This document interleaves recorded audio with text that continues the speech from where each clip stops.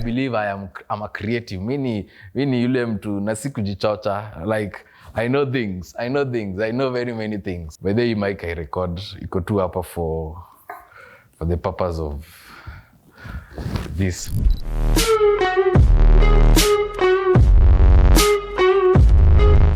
Today we're going to be looking at evangelism.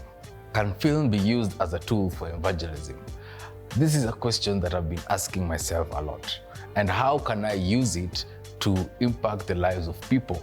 I'm an evangelist myself. Sorry about that. I minister through different mediums. Now, being a filmmaker is one of the things that I am good at. I'm hoping that I can use this medium one way or another to tell the story of Jesus and to impact the people who I share the films with. I had some points written down that I need to talk about. The goal of us being here is talking about Jesus everywhere.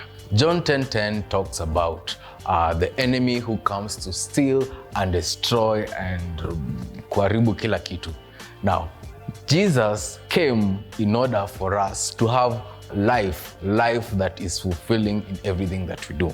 The idea of talking about Jesus, making it something normal, making it something common to people to hear about it. In Africa, especially here in Kenya, we've seen these churches everywhere, people ministering in the streets, people doing everything. Watu kwa streets wana preach, wengine wako wapi wana preach, but rarely do we see films that are made for people to go and watch them, for people to go and experience them, for people to go, ukisikia movie, mtu anatengeneza movie, hapo hivyo ni kujibamba.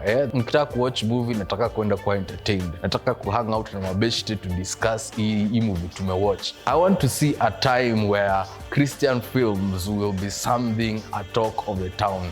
People want to watch Christian films and people want to make Christian films. So this platform is here for you. You who wants to be a Christian filmmaker, you who wants to tell the story of Christ, and you're wondering, how can I start? Even myself, I ask myself these questions. How can I start? How can I use these simple tools like a microphone? Jesus used stories. Mungu alitumia ma stories to tell different scenarios in the Bible, and each of us has their own experience, the way they see the things that are happening in the Bible that relate to them, that he was able to help us solve some of the issues that we go through. What better medium like film than film to use it to help other people? I've seen a lot of content out there and some of them are good, some of them are misleading. The misinterpretation that is out there with regards to what the Bible shares. I'm not claiming to be perfect also.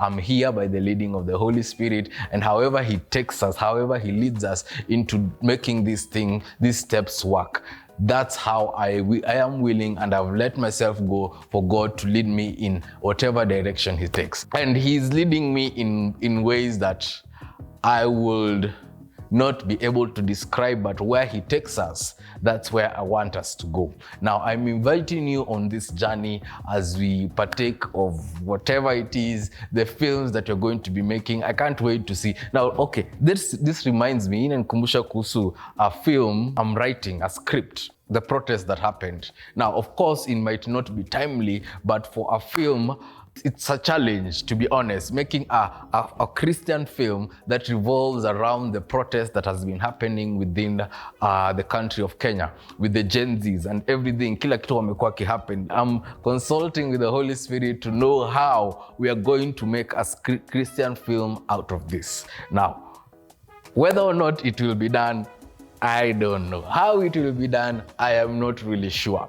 But the scripting process is underway and I can't share really much about it, but I put out a post on WhatsApp and asked a few people on what they think, the perspective they hope to see it from, and I got some really good feedback. And this is just the first step. You know, sometimes mtu anakuja YouTube unajipata umeanza, then umeacha, then sijui nini na happen, unaanza mastori mingi, but I'm hopeful this time I'm going to be consistent. Now, I'm not making any kind of promise.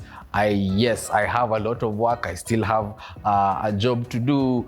I have other duties that I need to perform, but I'm hopeful that this platform will be able to inspire someone out there. As much as it might not speak to everyone, I'm hoping it will transform you to have a positive mind, to think the right way, to be able to make films that impact other people, that create a revival in people. Kwanza sahi nasikia revival iko na sisi, revival is with us. And if you're out there and you're hoping that you can share, you can engage, you can interact by leaving a comment, subscribing, however you want, engaging, being part of this process of filmmaking. I want to explore how this affects. I've seen Christian films where they have used graphics, they have used all manner of graphics. So this is also a platform for you to learn. I might not know as much as you know, but whatever it is that I know, whatever it is that I learn,